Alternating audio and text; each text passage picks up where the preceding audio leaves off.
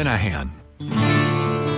Welcome to Talk Cosmos, the show where Sue Rose Minahan and her panel of guests bring you leading-edge astrology conversations through a journey of soul growth patterns connecting astrology's energetic cycles. Get ready to understand your path in the cosmic roots of the stars.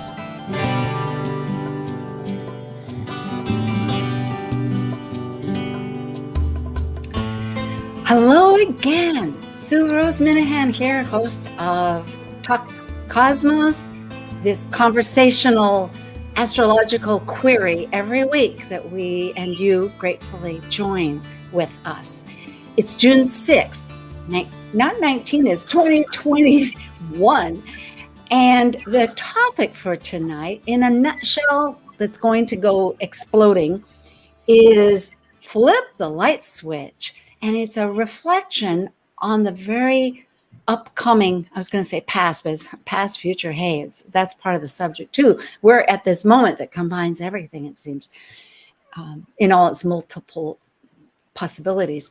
But on June 10th, today's the 6th, 4 days from now, we have the solar eclipse in Gemini, sun, moon meeting together at 19 degrees, 47 minutes in Gemini.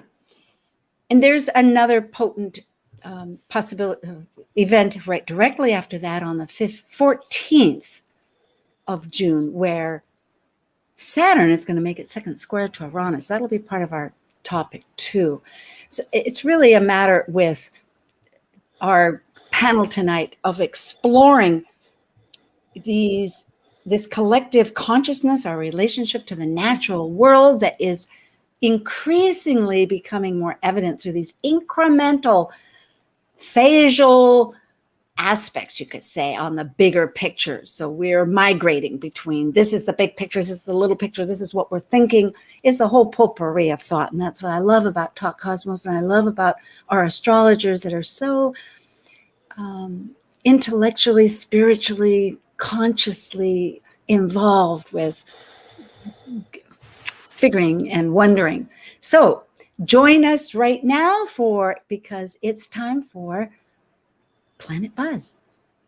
Focusing on planetary ecliptic orbital cycles and planetary pairs called synodic cycles connecting the planets at the same degree that begin our relationship, these are the members of Planet Buzz. I'm Sue Rose Minahan, host of Talk Cosmos, an evolutionary astrologer and consultant, plus a certified color energy coach. I explore creative expression as an artist, a musician, and write abundantly, stories to poetry. I love investigating mythology's language, philosophizing eternity, and I'm a perpetual student of life, seeing oneness of body, spirit of people, animals, and nature.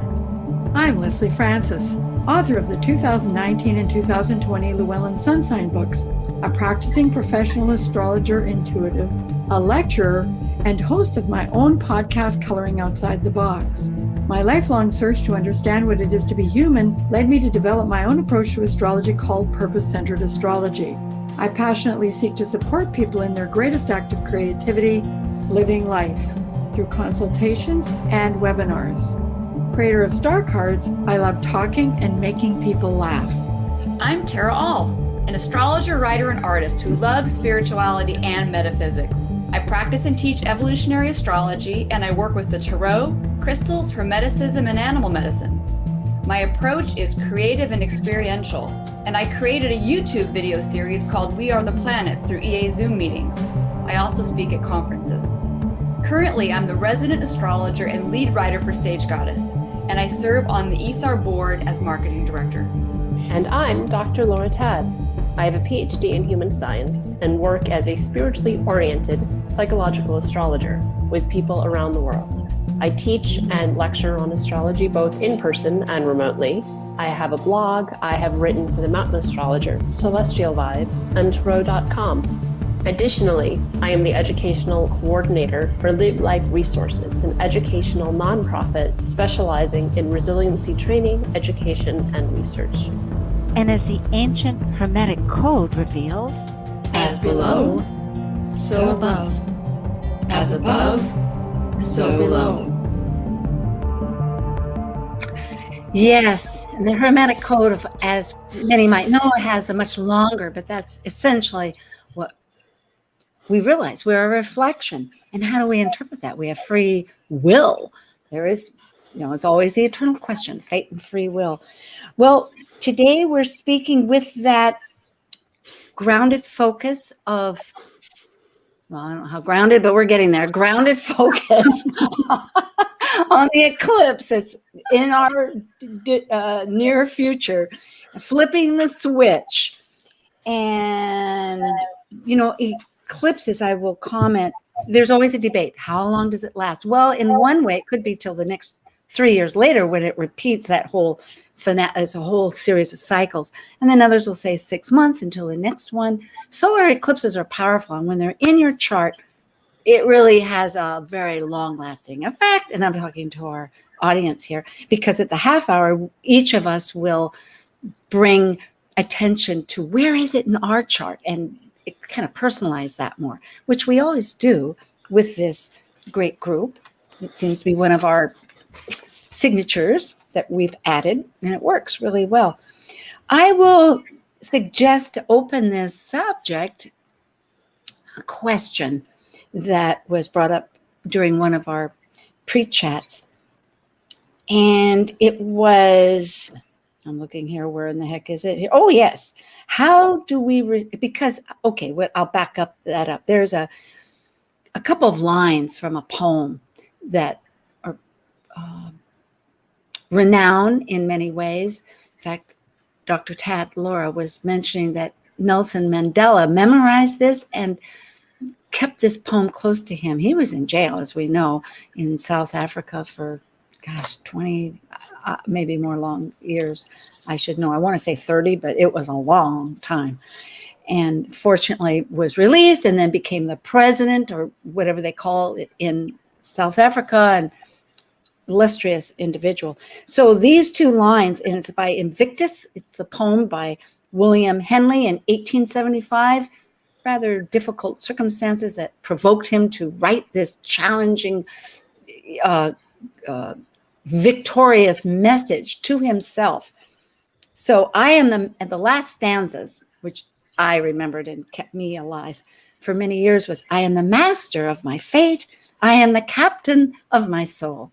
And I think that's where these energies that are forthcoming in all their different cycles are leading us towards, get that inner strength of our spirit within to be our guiding rule. So back to the question now that was brought up during our pre-chats. So we prepare, we organize, we brainstorm. And I like this. How do we respond to all these energies here? We need a new way. So let's look at the broken stuff for a new plan. And of course, Uranus is part of that. Well, however that introduces us, let's go to our panel again. And I think the focus was on the North Node, and Mercury, of course, is retrograde in Gemini. If that connecting and disconnecting. So with any thoughts there that you want to enter, any of you, about the disconnecting, reconnecting energies that we're trying to reprocess or experience? Yeah, because it's toggling past, present, future. I'm looking at, and it's weaving. I think the fact is that energy on the North Node, that's our collective energies that we're all trying to reach and bring in new energies, whether it's classes or information galore. It's like, holy mackerel. It's because we want to recalibrate. We've already released from the full moon some of our belief systems. We're in this process of focusing on this new pathway. And there's some resistance about that, yes? Well, I think that, of course, part of it has to do with separating the wheat from the chaff, because we live in a world right now where information is flying at us all of the time. And how do we begin to sort our way through it? And here's the deal. Information It's interesting. We need to look at the nodal axis Gemini Sagittarius. Information all by itself needs a context. And I think that often that's what Sagittarius is about, is finding a space and a place to put that information, and to recognize also the challenge of being clear what does inform your reality. I mean, an eclipse, it's funny, when you were talking, Sue, I felt like eclipses maybe are an opportunity for us to get more connected to our souls, to get more connected to that spiritual aspect of ourselves, because I really do believe we're spiritual beings having a human experience. And so when an eclipse comes along, it's an opportunity for us to carve out a new pattern or a new pathway for ourselves. Yes. Immediately, it reminds me that Neptune, our planet of the unknown, without boundaries, of the cosmic energies, the spiritual, is so involved. And with this chart, I think it's squaring the moon and sun itself. They're both at 1923 degrees. I think it's 23. Yeah.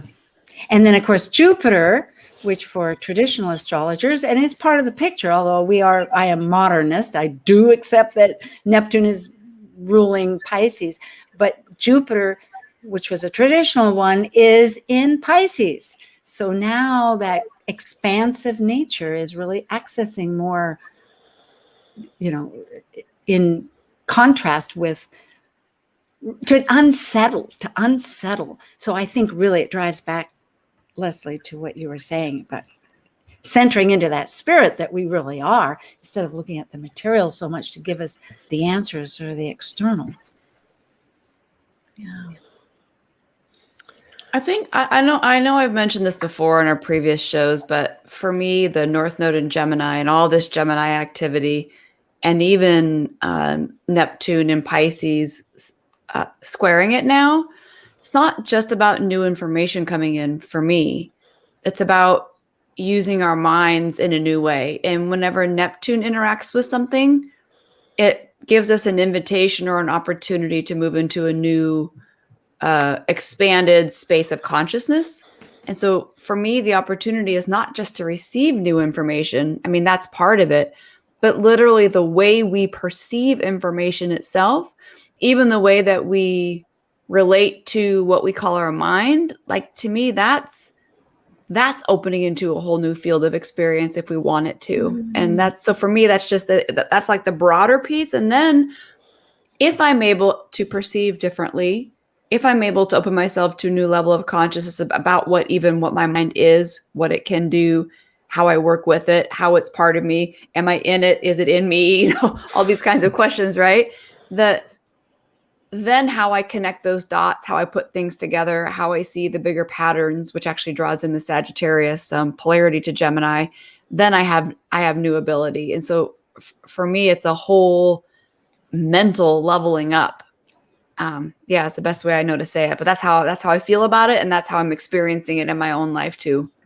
That's potent and beautiful, because it ties in immediately what we brought in with the questions. How do we respond? We need a new way. I think Laura was the one that brought that up in our, and when you say level up, Uranus, of course, is so involved right now with that square to Saturn, which is the second time since February, early February, and will be again in Christmas Eve, which is always the old and the new, very involved. And I love this idea that you really bring in of working with our minds and our spirits, our souls in a new way. Like you had, downloading information, seeing signs, signals, navigating in a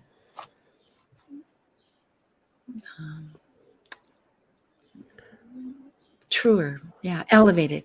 Well, and even interpreting things in a different way, because we know that, like, that links right in with our perception, right? But how I interpret this moment is going to be the reality I experience of it. So therefore I'm saying, like, even though Gemini is tied in with facts and information, ultimately it's how I interpret those things that gives life any meaning to me. I'm saying we're so in charge of that part. I think we don't recognize that enough, how much, it's up to us. Our story. Yes. Beautiful. And when we change perception, right? I sort of think of like the Rubin vase, which is the vase and the two profile faces. And once you've seen it both ways, once you've seen the two profiles and the vase in the image, you can't go back to seeing it one way. Yeah.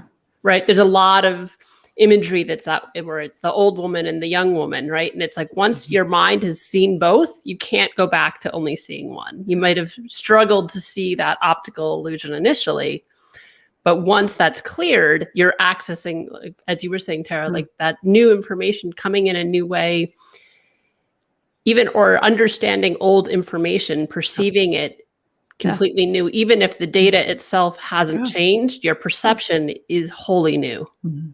And that can be part of this, I think, particularly with the Mercury being retrograde on this eclipse, that's part of this energy. That's flipping the light switch. What a great illustration. Yes. And I was reading something last night about intuition, but it was saying intuition. This person was saying that intuition is like when you flip a light switch on and you just see everything in the room for 1 second illuminated. You don't see all the bits and pieces and weave it together. You literally have a flash of everything as it is. And so I recognize that that's more talking about the Sagittarius side, but you can't talk about Gemini without its polarity point Sagittarius. Then, Leslie was saying this before, that just the bits and pieces don't have meaning without a greater context or a greater, I guess, philosophy for them to rest into, right? So part of this is all of this is getting challenged at the same time. What the information is, what it means, and how we see it, and how we perceive it, and how we interpret it. Even what the symbols mean is up for renegotiation, really, in some ways. I mean, we know this like in our moving from a binary to a non-binary, way of looking at things, especially in astrology. That's an example of where the old symbols don't represent the archetypes anymore, not the way they used to. And it's interesting. As a person who is also gifted psychically, I remember when I not thinking that I had that talent, and now I flow between what would you consider your conscious mind into that other space easily. But in the beginning, I really, my thought was, well, how are you going to know if you are? Is it going to be like one of those airplanes flying across the sky with a sign behind it that says, or is it going to be like a ticker tape? Now there's a psychic message coming. And so I really think that right now we're in a space and a place where if we're open, we can allow ourselves to flow again into different perceptual frequencies. That sounds kind of scientific, but it's not really. So that we open up our consciousness. The challenge, of course, because Mercury is retrograde, is this tendency not to resist. However, we can go back into the past or go back into past parts of our life experiences, because, of course, for me, I realized that I had a lot of intuitive insights my whole life. And because we have the sun, the moon, and Mercury all together hanging out, there's also the potential for you to recognize experiences in your past that are leading you to a different space and a place now and in the future. Well, it's almost like you recognize that the sign, like the road sign, actually said something different than you thought it said back there. And now that you know the road sign says something different, you can kind of readjust, right? So, I mean, that's what I really love about this whole conversation now is about the form, because it's bringing to the idea that rather than expect it to come in a form, like I love that idea, the jet there bringing the message in the sky somehow. It's like, yes, we see something and we expect that's how it's going to be. But here we're talking about totally different being in touch and in whatever level we're at. Because for those that have been looking at symbolic signs, and it could be as somebody's talking, it could be a movie title, so many different ways. like that puzzle. And that's the other part too in the conversation.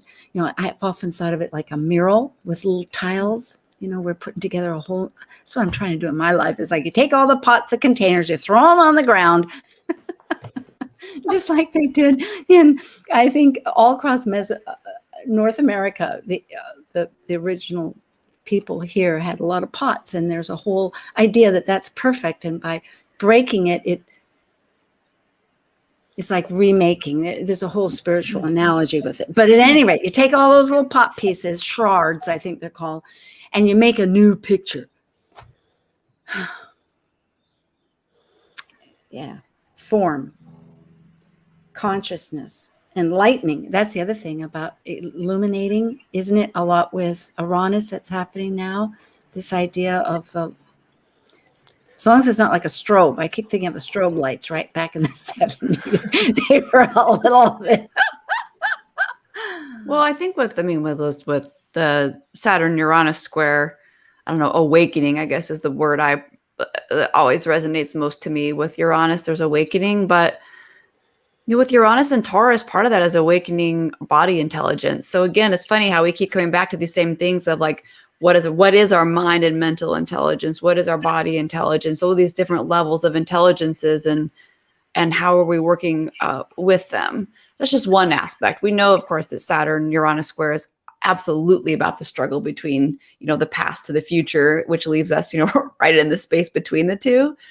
But I'm just saying the way forward to me feels like it has to be built on a different level, or we have to look to different levels of intelligences to actually do that in a successful, progressive way. That to me keeps repeating in all these different patterns, even with different signatures, different things, not just the eclipse, just in general. Where have we been? What do you tune into to get the next cue? Well, I think you tune in to your own consciousness, and as you were talking about your body, because the truth is your body will never lie to you. Yeah, your conscious mind, can rearrange things in whatever way it wants to have the outcome that it's seeking. Whereas, and I speak from experience because I live a lot in my head, and sometimes my body has to really yell at me to get my attention. Well, and I think that that's part of the retrograde, the Mercury retrograde, right? There's usually, colloquially, there's so much fear around, oh, Mercury's retrograde again, stuff's going to go awful and break. And yes, my dishwasher broke yesterday. That happens under Mercury retrograde. But the other piece of it is, in terms of like this receiving of information, is, we've already received the information. We just weren't paying attention. And so Mercury is retrograde to say like, no, remember, you were already told, you just weren't listening. And so we're going to tell you again because you didn't listen the first time. And I often feel with any planetary retrograde, I often feel like it's going back over where it already was because we didn't get it the first time. And so particularly with it being retrograde in Gemini, it's about these messages that we have failed to listen to or misunderstood. Well, Well, typical Mercury fashion too, Laura, just as you were saying, sometimes we get the information and we just put it in the wrong bucket, right? We literally we're so fast to be like, oh, this sounds like this. So we shove it off here to a part, right? And where we really need is access it right here. It's the same thing you're saying, but it's another way that I've realized with myself is like, whoa, where did I put that when it came in? What did I actually think it was? Because you're right, it's a whole new chance to kind of draw it out and be like, what is it actually? Which can change everything, literally change everything. That's strong. So, Yes.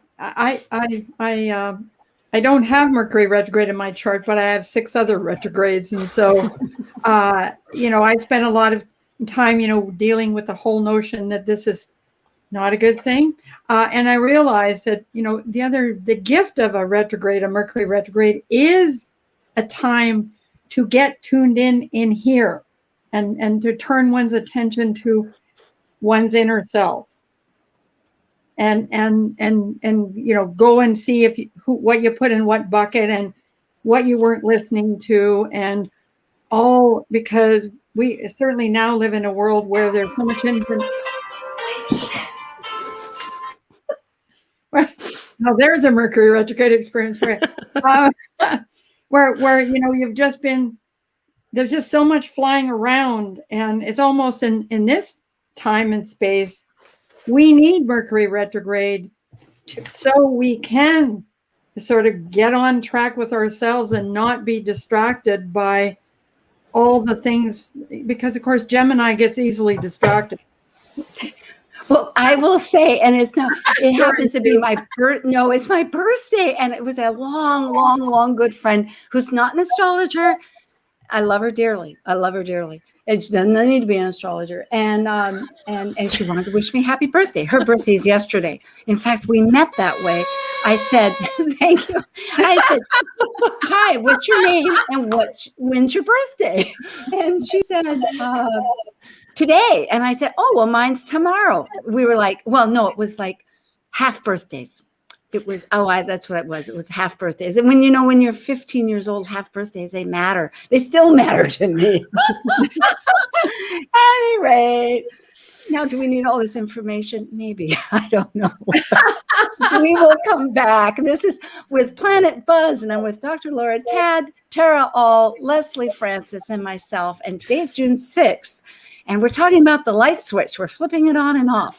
And the eclipse coming up. We'll be right back.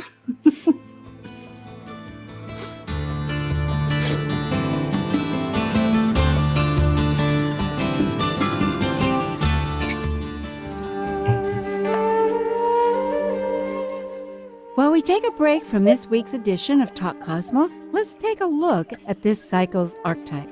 We are currently in the period of Gemini. By leaving a cycle based on physical form, integrated through spirit, the energy of Gemini connects spirit with matter, focused on communicating and defining the external. Gemini is a mutable air sign signifying flexibility. Gemini dually focuses upon teaching and learning in order to synthesize the world one lives within. Whether we know it or not, each of us are on a quest to discover our true self. And the road we travel to accomplish this goal is unique for each of us. This is Marie O'Neill's hero's journey of walking her path and overcoming hardship and heartache in her book, And the Lotus Opened. As a memoir of enduring an absent mother and a harsh pseudo-family, and surviving ongoing abuse and trauma, Marie learns to trust in the divine and in her inner self, and release herself from the emotional chains that bound her. She discovers her personal power and who she is, and she learns what being free really means. Now available on Amazon and BarnesandNoble.com in either hardcover, paperback, or ebook, you can order Marie O'Neill's book, And the Lotus Opened, and let Marie be your guide as she leads you on your path to authentic freedom using metaphysics, astrology, Buddhism. Hi, this is John Luke. I'm an evolutionary astrologer, and you're listening to Talk Cosmos on Alternative Talk 1150 AM, where we discuss the meaningfulness of our roots in the stars and planets. No other station delivers this much variety. Alternative Talk 1150. Hi again, we're returning, and I was taking a few notes. Okay, our conversation essentially is in this whole spectrum of the eclipse season that we're soon going to be occurring on the solar in Gemini at 19 degrees 47 minutes in Gemini on the 10th. And so, Mercury, generally what I was remembering is a liminal space. Mercury is the ruler planet, and we've been talking a great deal about it. It's retrograde right now in Gemini. There's 3 retrogrades every year. In this year, they're all in air signs. It was in Aquarius. This one's in Gemini, and the next one will be in Libra, the 3 air signs. And interestingly, during its retrograde, it'll be entirely within that sign. Sometimes it goes back to the previous signs, but nope, not this year. It's going to be Gemini, Gemini, Gemini, which has to do with this liminal space, and it has to do with Mercury that is always at twilight, right? Twilight or dawn. Well, twilight, dawn, dusk, right? Yes. And so, because it's so close to the sun, and you really can't see it very often. So it is that cycle pump that goes between the spirit and the matter, and also could go to Hades, the death, the subconscious, those other realms that other planets didn't go to. So just to recap, people, we could pull up the charts now, but maybe we should, because I'm thinking there's other aspects. There's a square that we were talking about with the two big, Saturn and Uranus. Plus there's a T-square with Mars, change, a lot of change with our actions with Pluto. So let's go to, unless somebody has a thought, should we go to the chart and I'll pull it up? Yeah, let's start with saying, so we're talking about the new moon solar eclipse on June 10th. Yes. And it's in Gemini. It will be conjunct Mercury retrograde. It will be trine Saturn, sextile Chiron, and square Neptune. Yes. So we definitely have a juicy little arrangement, but I just wanted to make sure that we kind of state that out there. Sometimes we start talking as if everyone just knows what we're talking about. Oh, so. I appreciate that. And I will elaborate because those are excellent. And I think you can see the screen. I know that the podcast people can't, so that's very important to show. But for those people that can say, and this happens to be in Washington, D.C., because it is where to choose it, but that's where, anyways, on the East Coast at 6:52 a.m. in the morning. And so we won't be necessarily talking about houses, because if you're on the West Coast, it's going to be different, or Hawaii here too. So I won't say that. But here with the sun, that Chiron, that energy of healing energies, happens to be the midpoint between the solar eclipse and Saturn. And of course, Saturn's in that square with Uranus. So Saturn's really doing a lot of action this time, isn't it? It's like, where are the new rules? I can see, Laura, where you said, like, what's the new story? What are we pulling upon? Well, for houses, unless somebody else had another comment about the chart, because Sun Moon is our total ego persona, you could say, of our directions, and embodies all of us. And the moon is our story, our emotions, our past that reflects who we are. It's a wonderful, couldn't live without the moon.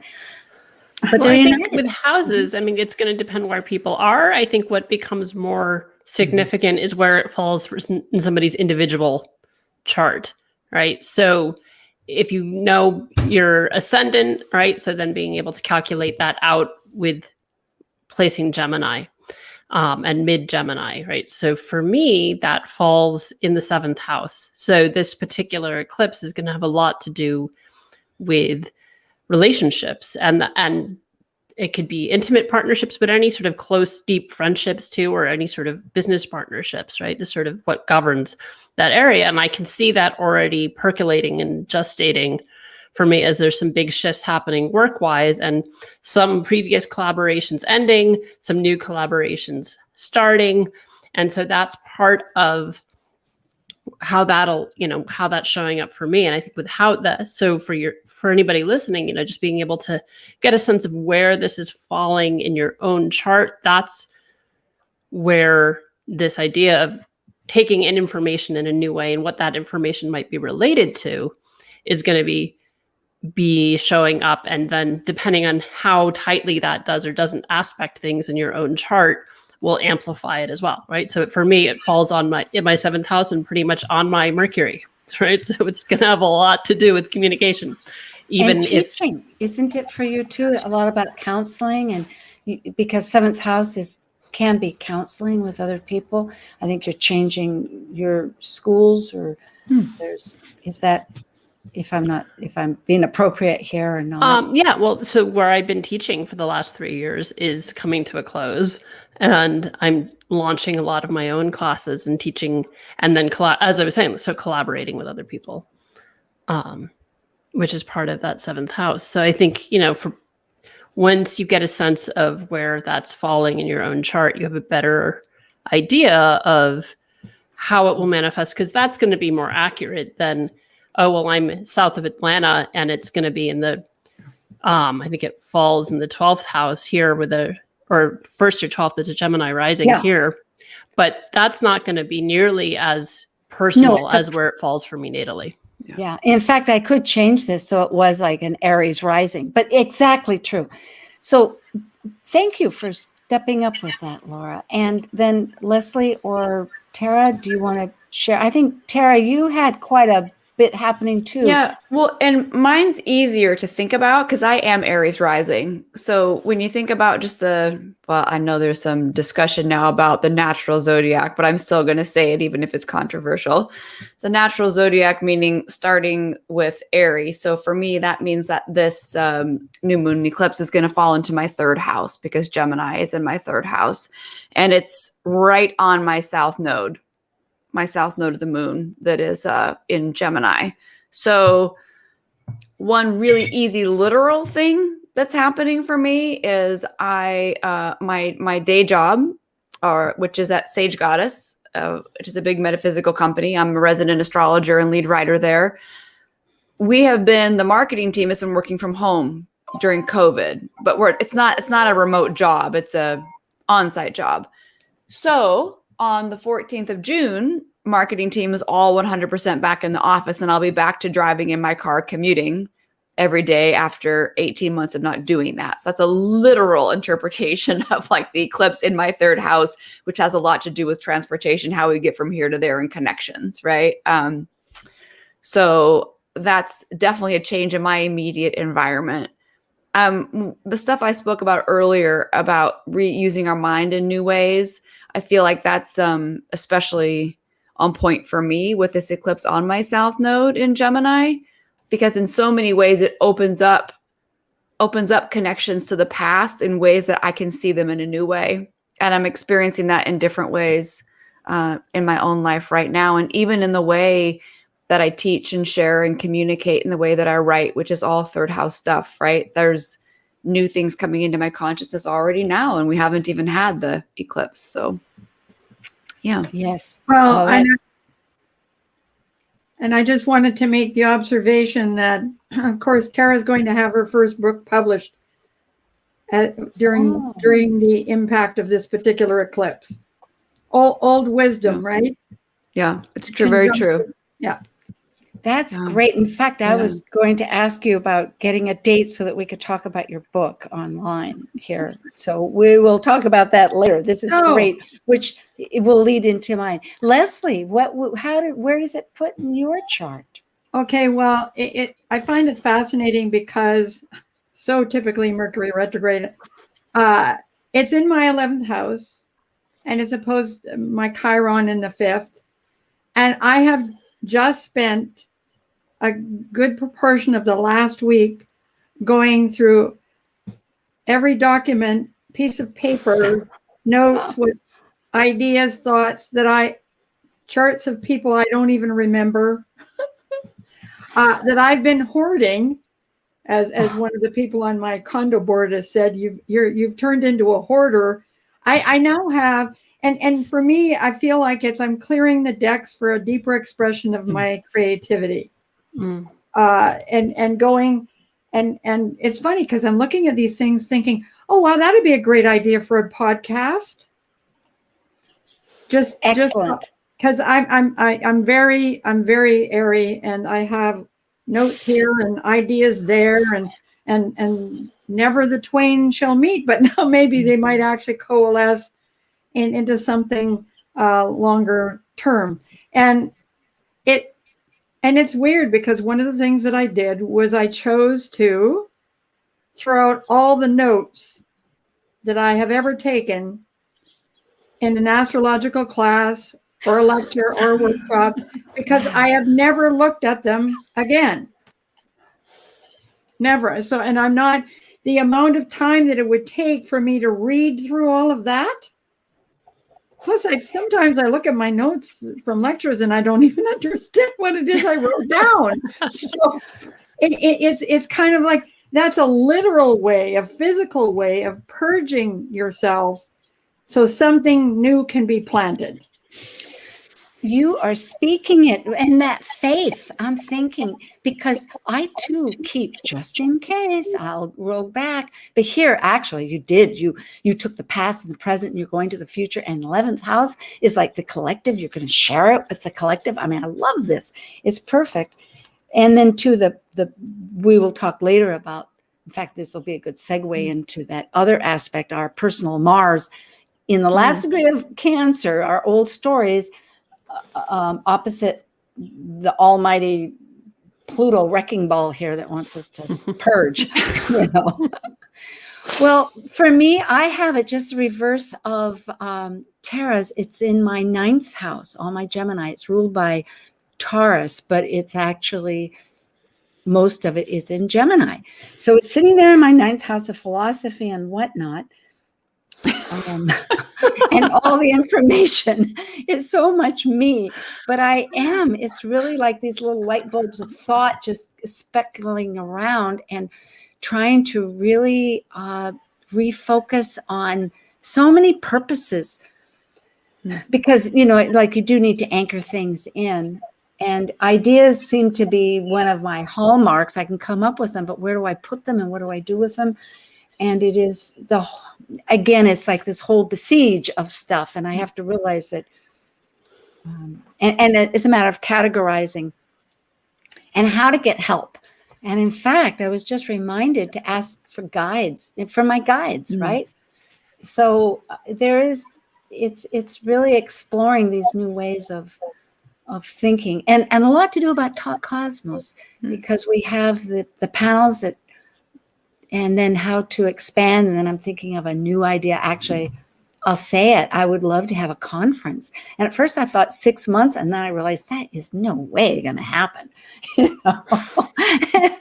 So, and then where and all this. So at the moment, my button, I have to look astrologically, isn't quite on top of that. But one idea I will say, 9th house, is I want to start including, because I have an open event every month, and I'm getting a potpourri of ideas. And one of them is I want to get authors to talk about their book. So that's where Tara, I was thinking, I think we might enlist yourself, I hope, if you can spare and we can do it on pre-recorded, but I'm divulging a lot, you know, so it's not on but I am thinking that there's many ways to, but really, I think the deeper is the why. I'm really searching why. Why has always been important. That's where my sun is to begin with. But the why can get so deep. And it's not just the why of connecting. And I think more of it's the why to be that catalyst for collectively, so that we can raise our personal dreams. Back to that, I am the captain, I'm the master of my fate, I'm the captain of my soul, so that more people feel that, and therefore will be the form that they are, not controlling. Like I have a little adage that says, control nothing, create everything. So there you go. As grounded as I can.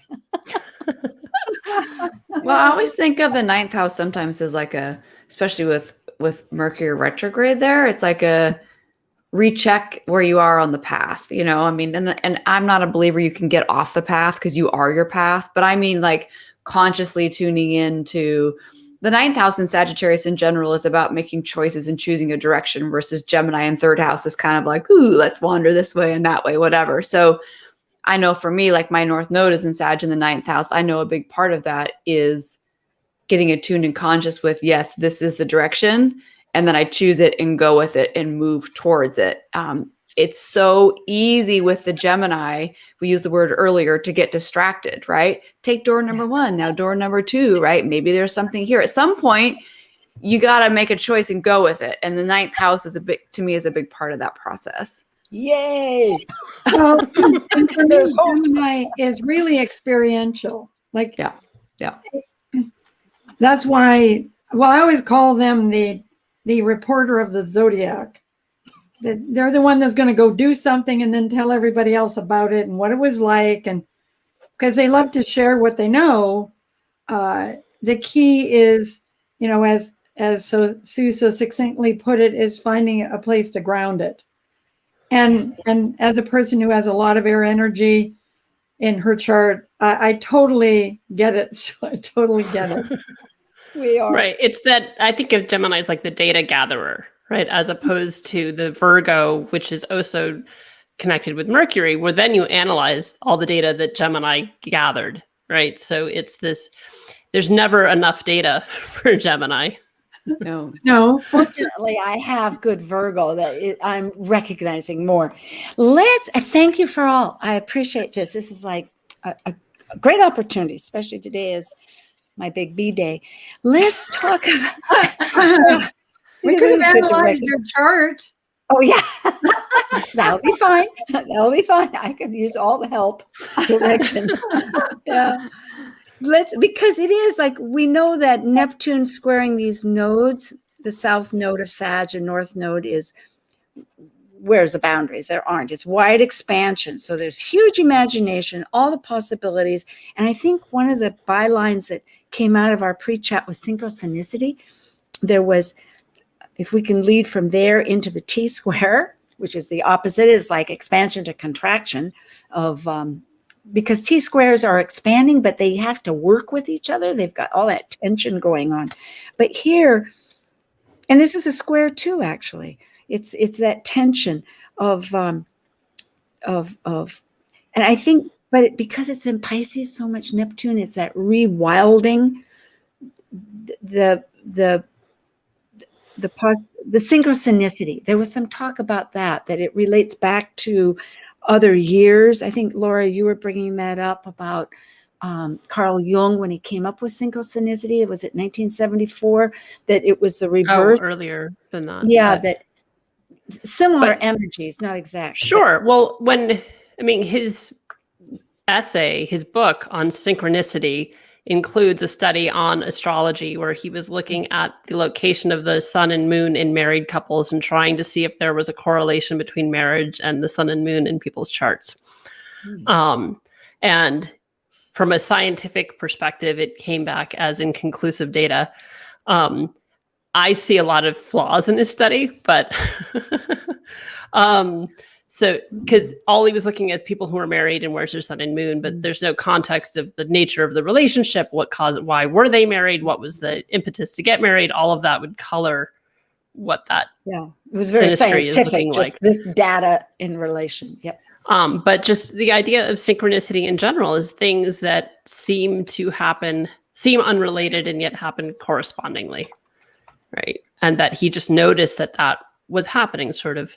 And whether that, and he didn't necessarily go into the spiritual, metaphysical component of it as much as some might. He was trying to come up with a rational Virgonian understanding of metaphysical manifestations. And yet there is that sort of synchronicity of things happening that you can't logic your way into. And that can be very much that Neptunian Pisces energy that you just know. You couldn't tacit knowing, as they talk about in higher math, where you have the solution but not the formula to get there. Yeah. Right. Or why, Leslie, you walk into Norwalk and I know it's you. I couldn't tell you what specifically makes you Leslie more than any other person. That instant recognition is that tacit knowing. That happens instantaneously.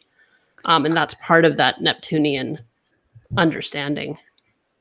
And with that faith, I'm thinking too, it goes back to like when Leslie was talking about the faith of tearing up all or whatever it is that leads you to just not question and get beyond that linear thinking that Gemini can want so strongly as A, and there's a straight line between A and B. No, sometimes it's very vague and there are other ways to get there. It goes back to like what I think Tara was saying, really understand all of this is a combination of saying receive as it may show in the form that it wants to show. Well, the other thing I would say is a part of, just to add a little bit more to that, is I looked at things really through the lens of, is this meaningful to me? Like, because I'm also a strong believer that those things, whatever they were, form some foundation of my life, even if I wasn't consciously paying attention to them. Mm-hmm. They were still, that energy was still present in my life. And in a way, I feel like, it's kind of what we're talking about with this eclipse. I'm clearing the decks. I'm moving on. This allows me to see the world in a different way, even though consciously back to the synchronicity part and the Neptunian part, even though consciously I can't really tell you what that is. Right? I want to, because thank you, everybody. And remembering that Jupiter will go only 2 degrees of Pisces. So on June 28th, it goes retrograde in Pisces back to Aquarius, which it'll then join in late July, I think on the 28th of July. So when it's in retrograde of Pisces, it's that somewhat the consciousness of compassion Pisces for the self, more than the others, which so easily the Piscean caretaking can want to do. Thinking of that, let's focus on Mars at its last degree, energetic degree of Cancer, 29. That last opportunity is, it can, the old story, that sacred, the old story about, because it's opposite Pluto, thank you, in Capricorn, which is at the end. And also it's T-squared by Eris, the truth teller, wants us to tell the truth to ourselves. So that's I think, very potent, involved energy, yes, that we're all experiencing too. Are we home with ourselves, or where is home, we could say? How do you want to look at Mars? 29 degrees. I don't know. We have like 2 minutes to do it, so it might not be enough to actually do something, but even maybe thinking more about it moving into Leo, because that's coming so soon, might be a good way to think about it. Because I know we talked in our pre-meeting about when Mars Mars in general wants to do what it wants, no matter what sign it's in, right? That's just a Martian, that's a martial type of thing. So, but when it moves into Leo, there's a special push for really, I want to do what I want to do. And so that's going to be something we're all going to be experiencing in addition to all these other energies happening at the same time. So, I think, we went back and forth a lot of different times about it. But it was this idea of, will we even stop and listen, or are we just going to forge on ahead? Because that's sometimes what Mars and Leo can just do. I just want it, and I want it now. So the only thing that I would say about Mars at 29 degrees of Cancer is to make sure that you've processed emotionally your foundation, however you view that. So going forward, when you take the action that you really want to take, you're doing it from a place of strength and not, that kind of impulsive thing that comes sometimes from insecurity. Yeah. And it gets back to listening to yourself through all these messages that we've said. This is so true. For people, our wonderful audience, before we hang up, we'll have a little music here, and we are at the closing, but this is Panel Buzz. Planet, not panel, planet. Thank you with the extra L there. Yeah, Planet Buzz. And we have Leslie Francis of Canada, Tara All of Los Angeles, and Dr. Laura Tad of Georgia. And I'm here in Hawaii at the moment and have been. And we're talking every month. And we're so glad that you connect with us, whether it's on the Talk Cosmos channel or whether it's the podcast. And we do air through the radio station at KKNW that has 24 hours, all kinds of conversation. Next week will be the Cosmic Collaboration. So this is June 6th, and choosing the direction, the experience, grabbing the elements from oh my goodness, we each have a couple of seconds.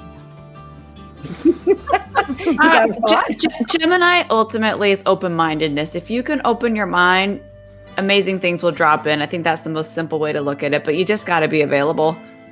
Yeah. Well said. Willing. Yeah. The willingness.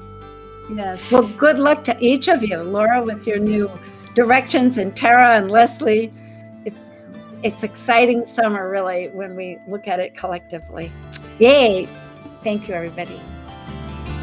Thank you for joining us on Talk Cosmos, the show where Sue Rose Minahan and her panel of guests connect soul growth patterns with the energetic cycles of astrology. Be sure to tune in next Sunday at 1 p.m. Pacific Time to continue your journey through the roots of the cosmic pathway.